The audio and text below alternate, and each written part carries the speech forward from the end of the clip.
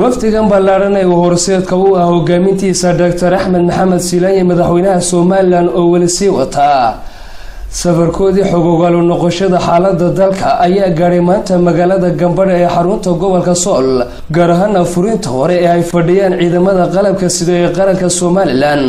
ahna naftoodu hurayaasha dalkan iyo dadkiisaba ciidamadan qaranka ee Soomaaliland ee madaxweynuhu soo eegay xaaladooda oo geesiyaal u dhimanayaan dalkooda iyo shacabka Soomaaliland ay har iyo habeen ay ku seexdaan iyaga ayaa madaxweynaha Soomaaliland markii uu soo gaaray fariisimadaasi hore waxa uu salaan sharaf ka qaatay ciidamada qaranka ee Soomaaliland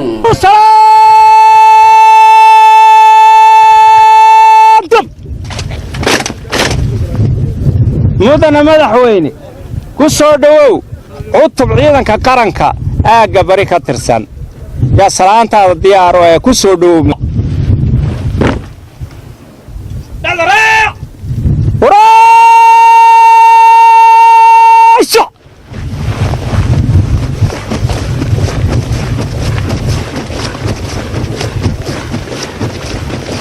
taliyaha ciidamada qaranka ee Soomaaliland sareeya gaas Ismaaciil Maxamed Shaqale ayaa madaxweynaha Soomaaliland u sharaxay xaaladda ciidamada madaxweyne halkan ciidanka jooga waa qayb weyn ka tirsan ciidanka qaranka waxaan aad iyo aad ugu ammaanayaa sida ay uga soo baxeen hawsha ciidanka iyo waajibaadka qaran ee shicibkooda ay u hayaan waxaan madaxweyne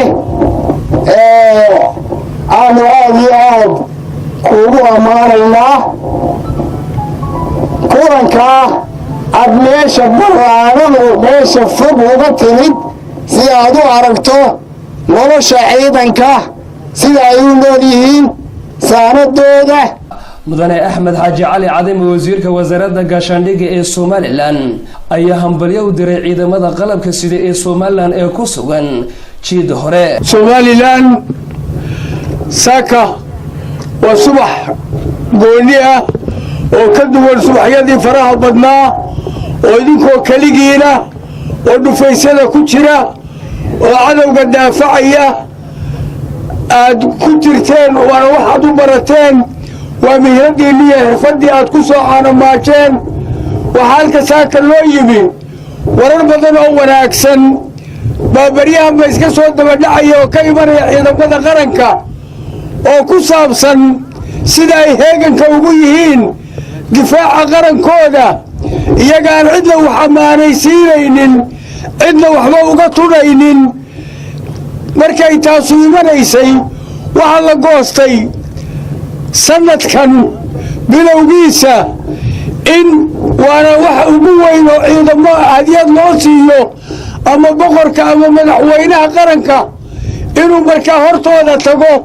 waa qiraar laga markhaanti kacayaa oo la leeyahay waa gudateen waajibkii iyo xilkii idinla gudboonaa bal weliba dhiidhiibaa ku darteen madaxweynaha jamhuuriyadda Soomaaliland mudane Axmed Maxamed Silaanye oo la hadlay ciidamada qaranka ayaa ku ammaanay sida muwaadinimada iyo geesinimadu ay ku dheehan tahay ee dalkooda iyo ay har iyo habeen heeganka ugu yihiin sharaf weyn bay noo tahay aniga iyo waqtiga ila socdo ballaaran inaanu maanta halkaynu ku nimadno ciidamada furadka ciidamada qaranka waxa weeye aad baanu idinku faanaynaa aad baa ummadda idinku faantaa waxaad tihiin dadkii ummadda iyo dalka kan daafacayay heeganka u ahaa daacadda u ahaa dar walba diyaarka u ahaa inay naftooda u huraan daafacadda qaranka iyo midnimadiisa iyo wadajirkiisa waxaan anaguna aad iyo aad baan idinku faanaynaa aad baan idinku mahadinaynaa waxaanu maanta aad iyo aad ugu faraxsanahay dalla joogno insha allahu tacaala waxaanu soo soconnay inaanu saa igu soo booqanno aan aragno xaaladiina mas-uuliintiiyo madaxdiinana waa nooga warramayaan inkastaanu wararkiina mar walbaana howlada mas-uuliya xilal kadkiisa raacay xil loo hayaan ay naga wargeliyaan laakiin inaanu dhahaya ku soo aragno oo aanu la nimaadno oo idin mahadnaqno oo idin bogaadinno oo idin faanino oo idinku mahadnaqo ayaan halkeeda ku nimid marka waxaan leenahay aad iyo aad baa u mahadsantihiin waa idinku faanaynaa wasalaamu calaykum waraxmatullah intaasi kadib madaxweynaha Soomaaliland ayaa isagoo keliya si sharaf leh u salaamay ciidamada furinta hore waxaanu u sheegay in shacabka Somaliland ay u ogsoon yihiin kaalinta ay kaga jiraan qaranka Somaliland. geesta kale madaxweynaha Somaliland ayaa kulan kula yeeshay magaalada Gambara garaadada salaadiinta iyo cuqaasha ka soo jeeda deegaankaasi kuwaas oo uga warramay xaaladda magaalada isla markaana madaxweynaha u sheegay inay nasiib u yeesheen in ciidamada qaranka ee Somaliland ay dugsadaan isla markaana ay iyagu ammaankooda ilaaliyaan. mudane xirsi cali xaaji xasan wasiirka wasaaradda madaxtooyada ee jamhuuriyadda Somaliland oo isaguna halkaasi ka hadlay ayaa waxa uu yiri salaan kadib waxa weeye waa laba qodob ka hadasheen sida hadalka tiraahdeen mid waa deegaanka iyo horumarkiisa waa waxaan la soconay haday tahay rug caafimaad iyo haday tahay rug booliisba waa la soconay wixii kala suurtagalna waa la isla eegi doonaa insha Allah. madaxweynaha jamhuuriyadda Somaliland mudane Axmed Silaanye oo la hadlay cuqaasha garaadada iyo simada magaaladaasi Gambara ayaa waxa uu yiri si fiican baad noola hadasheen si fiican baad noo soo dhaweyseen ciidamada qaranka sida halka joogana aad baan ugu mahad celinayaa iyo sida aad uga dhaqateen sida u soo dhaweyseen iyaga simadooda arrimaha aan sheegateena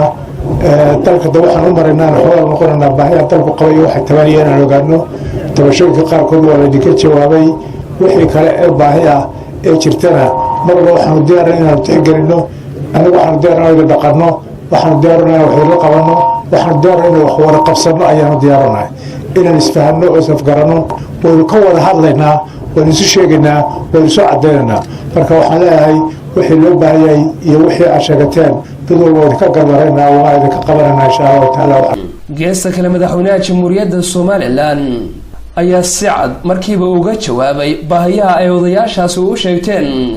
waxaanu magaalada Gambara u dhagax dhigay mashaariic horumarineed oo ay kamid ahaayeen rugtii booliiska iyo waliba xarun caafimaad oo laga yagleeli doono magaaladaasi Gambara. booqashada madaxweynaha jamhuuriyadda Somaliland mudane Axmed Maxamed Maxamuud Silaanye iyo wafdiga ballaaran ee uu hogaaminaya ay ugu yimaadeen ciidamada qalabka sida ee qaranka Somaliland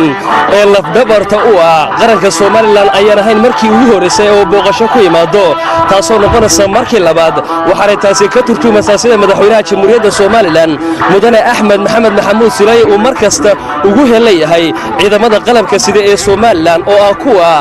ay shacabka Somaliland hal iyo habeen ay ku seexdaan. Axmed Zaki Daar Xasan iyo Cabdilaahi Cali Sudi telefishinka qaranka Somaliland Gambara.